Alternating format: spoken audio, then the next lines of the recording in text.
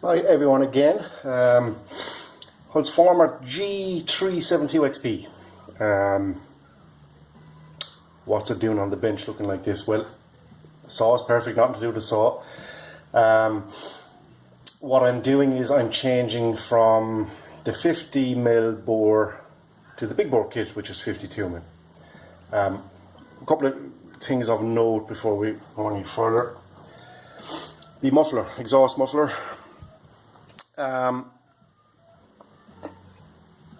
Two bolts here to the casing of the saw. These two here, they have a tendency to back out, especially these two. So I would undo the four and get some thread locker and sort it out. Medium strength is fine on those, as well as these two main ones here to the cylinder. That now, another thing is. The original cylinder, the 50mm bore cylinder, you can see this from the casting from the mould here on top. That's quite high, and if you can see that there, we have a little speck of orange there from the plastic on top, from the cowling, the cover. Now, your cover is actually buried tight here to the top of that cylinder. So it's going to burn through. I'm not sure, can you see there, but it started to go. You can see the burn mark there. If you leave it as is, it's just going to burn through. So if you're staying at this cylinder, the 50mm bore, what you can do is you can cover the saw. You can take off the top cover. You can drape something around the edge here, tape it off, and you can use a mop pad on a grinder or that kind of thing, just to take this down. You're going to have to take this down at least half the thickness here again, because the flywheel has to get that air over the top to keep it cool. If you don't, it's just going to burn your plastics. You mightn't care, but if you're a little bit anal about your plastics, as I am, get that sorted out. We don't have the same issue on the big bore kit. It's there's some space between the cylinder and the plastics, so that's fine. Now, anything else? Everything else is running great at the moment. If you notice on the first video, I had an 18-inch bar, full chisel chain, filed correctly, rakers down correctly, and I tested it in some around 10-inch fresh ash, and it literally fell through it. That's out of the box with the 50mm bore, perfect. And a lot of this is down to how you sharpen your chain. If it's not right, you're just, it doesn't matter what's at this end. If this end here is not right, you're just, you're just urinating into the wind. That's the only way, the best to put it politely. So that needs to be right as well. Now, big bore kit. So, one thing I'll just say, if anybody's thinking about doing this for your novice, or you're a little bit unsure, is 9 times out of 10 you have a little arrow here on the piston, and that is always directed towards the cylinder. It always heads towards the muffler side. So on this particular one, there is no arrow for direction. So what you need to do is just, if you're a little bit unsure about this, is, sorry now, one sec. The split in your rings, this side, will be towards the carburetor side. Okay, so you can see the ring stops here on this side here. Okay, because there is no arrow. You're a little bit unsure. The piston stop, the split in the rings go to the carb side. So at the muffler side, the ring is full.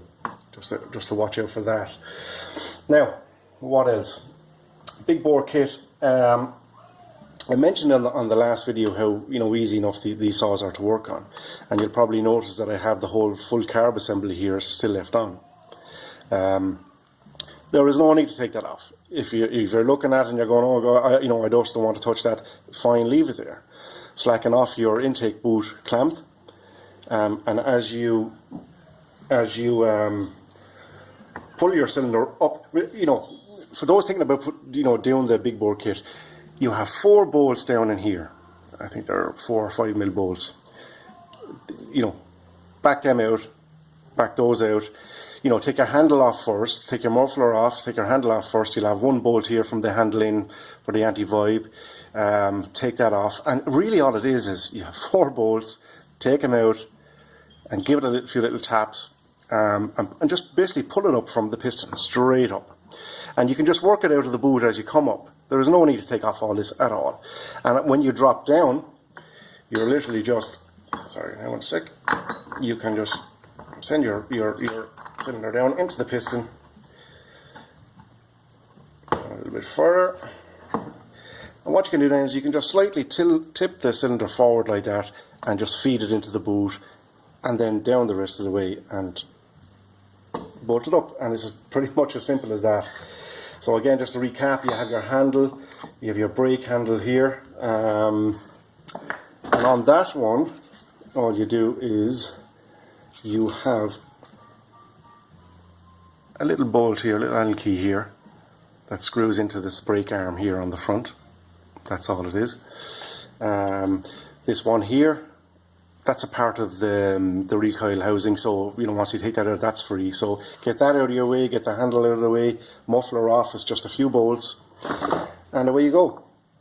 Now, another thing I've noted with the big bore kit, with the gasket, if you use a gasket with the big bore kit, you're on this particular cylinder, it doesn't, you know, the same rule doesn't apply for all of them, but this one is giving me 35 squish when it's sitting on the gasket.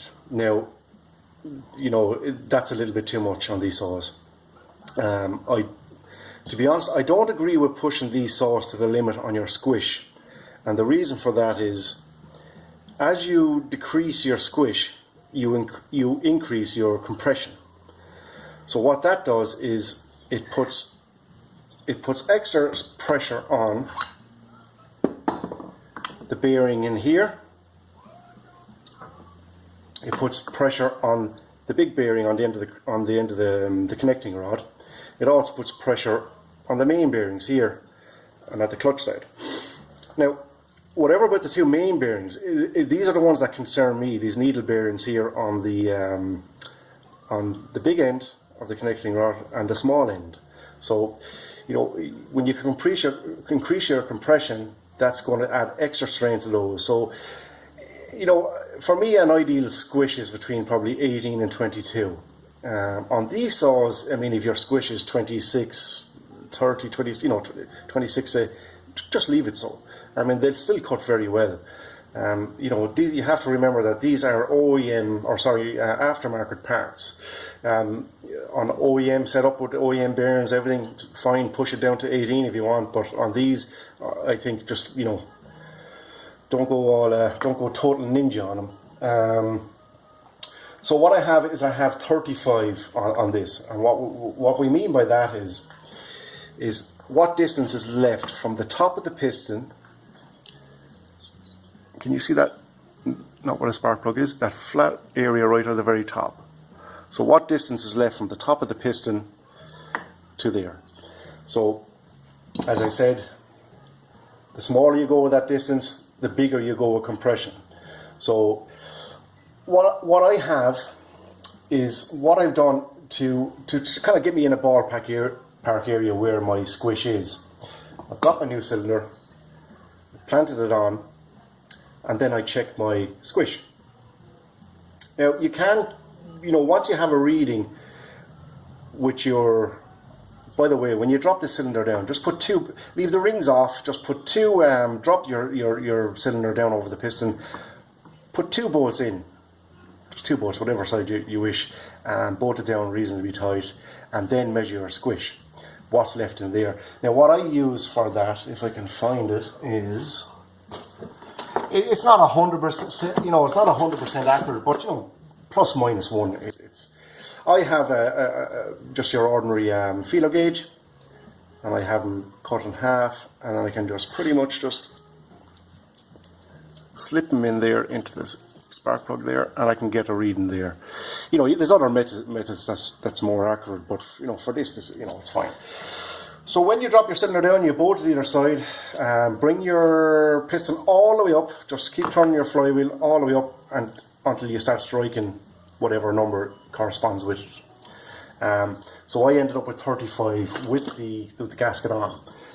Now you could, as I said, get your reading and then get a reading off the thickness of the gasket and, you know, deduct and see what you have, but that's not always an accurate reading, because when you use your gasket and you bolt down good and heavy, you're going to compress that gasket, so you're not getting an accurate reading. So what I like to do is, without the gasket, I'm going to drop down, and what I have left is about 24. I think 24 I have. That's good enough for me, that's perfect. 23, 24. And what, instead of using the gasket, which is, I'm going to use a chemical based gasket maker. Now, when you use this or equivalent, it has to be a chemical based gasket maker. The silicone based one for, you know, that's resistant to heat and oil, you know, that I use, say, or, you know, we use on overhead valve covers, that's fine, but that stuff is no good for dropping a cylinder onto casings. You have to have the chemical based one that's resistant to gas, you know, all types of fuel and whatnot, and that's pretty much it. What I do is I work in, actually, can I zoom in there a touch?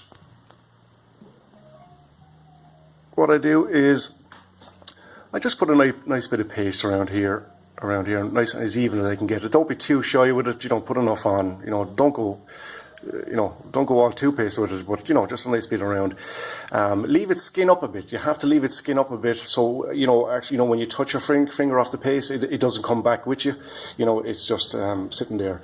And at that point, when it starts to skin up, I add a little fresh bit to my cylinder, and then I'll drop down and go from there, and that's pretty much it. I like to leave it sit maybe for an extra 2 minutes, and then I'll bolt up my cylinder, and the job is done. Now also, what I've done with this 52mm bore is, sorry, can you see the little skirts here by the intake ports, or the transfer ports, should I say? I filed them down even more than what they should be, just to get that extra little firepower. And what I also done is I've reduced, I'm going to show you from the right way, I've dropped the intake port down about 30 thou as well, 25-30 thou. Just to get it, you know, I'm not going to get the same results as a heavy porting, or, you know, using the timing wheel and, you know, changing ports, that it does change my timing and that, but just an extra little bit. And I think, again, you know, if you want to try some porting and, you know, mess around with the cylinders, I mean, with the sale on at Huztl at the minute, these cylinders are back to $15. So, you know, buy a couple, mess around with them. You know, have fun with them, see what you can get out of them. You know, you can increase these ports if you want to, size of these. As I said, I've dropped the walls here a little bit.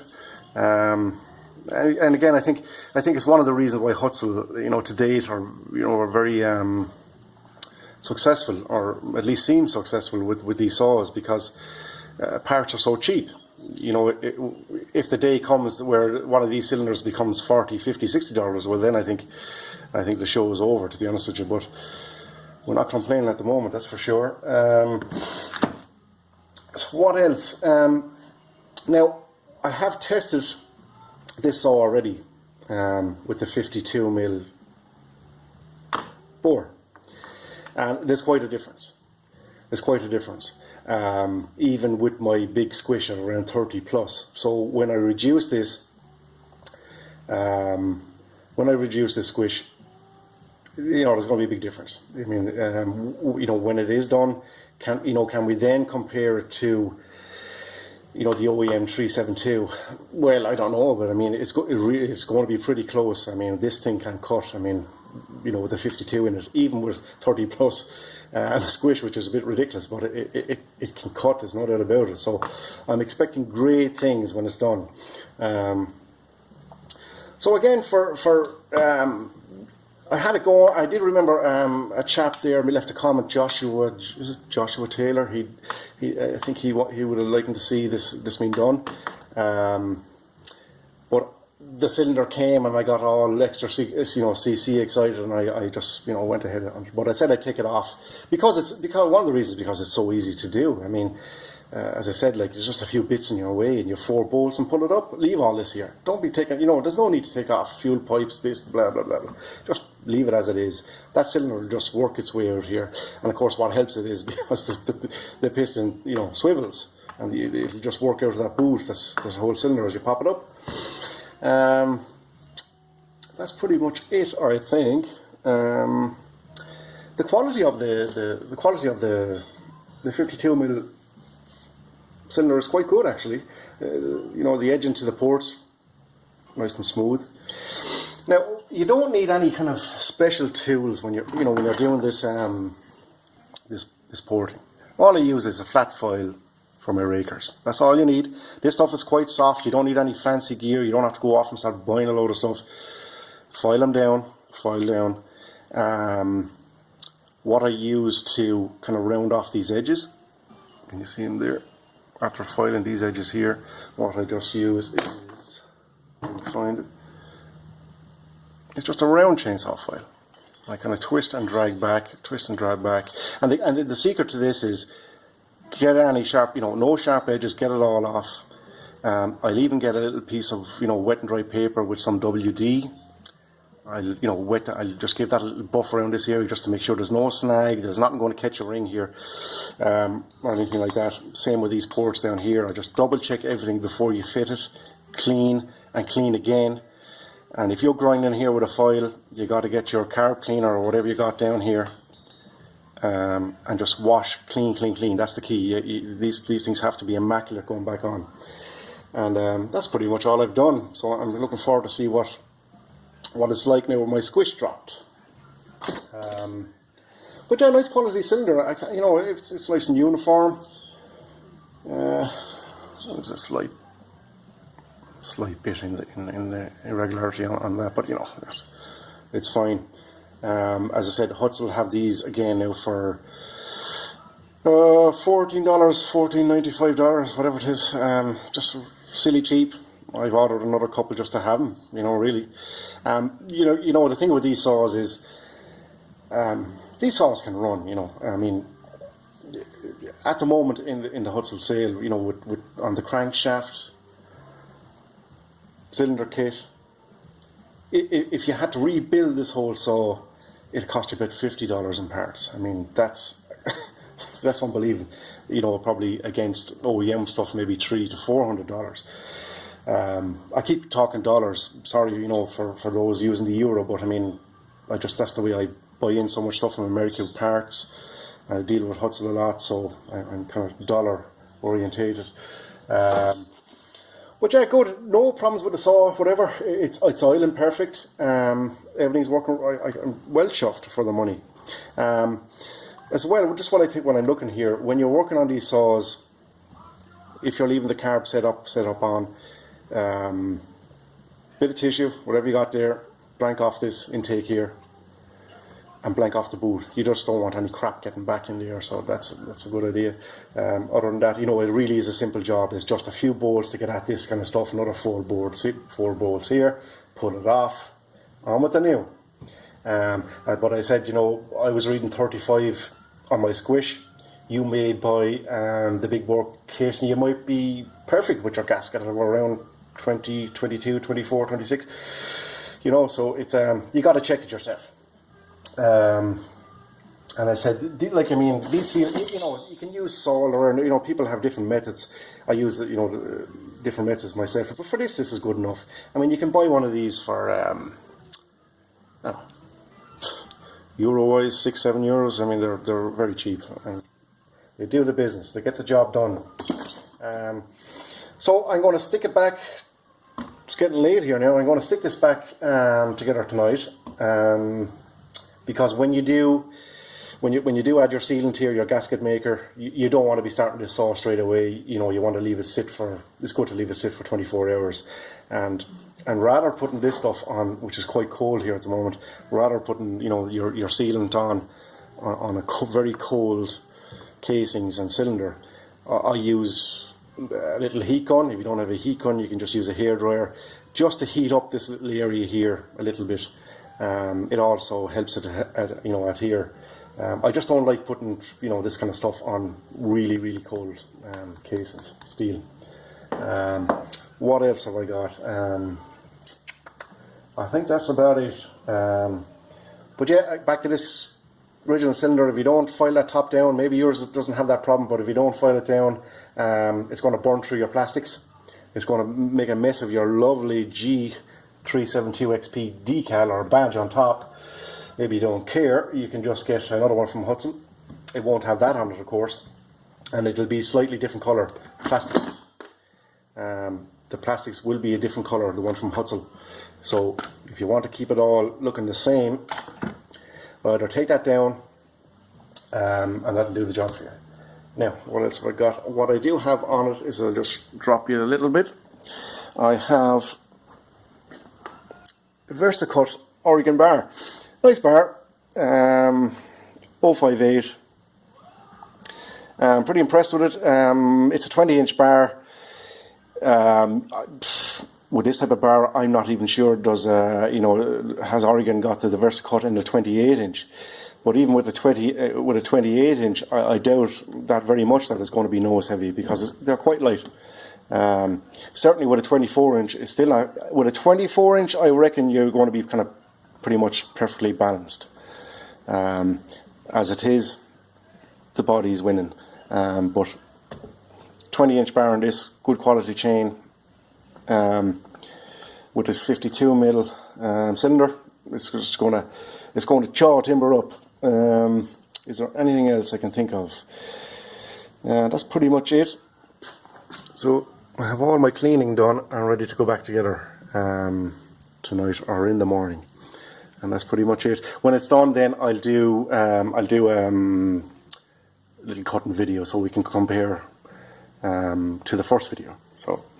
But even as it is, even with a poor squish, like as I said, like over 30, you know, the difference between the 52mm and the 50mm is, you know, is very noticeable. Of course, you know, it has to be. There's an extra 2mm there, but you know, but again, I think when my squish is sorted and I have it, we put it into you know, some timber, and I think I can get this saw by messing with the cylinder a little bit, with the, you know, combined with the big bore kit. I can get this saw running very, very close to, or not, you know, the very same as an OEM 372. And for the initial cost of this saw, well, you know, happy days. And that's pretty much it. I've probably forgotten a load of things, but I don't know, that's enough talking for now. So if I can help in any other way, or, you know, if there's anything else you want to know about or whatnot, you know, the oiler works perfectly, still going good. So happy days. Okay, thank you. Bye.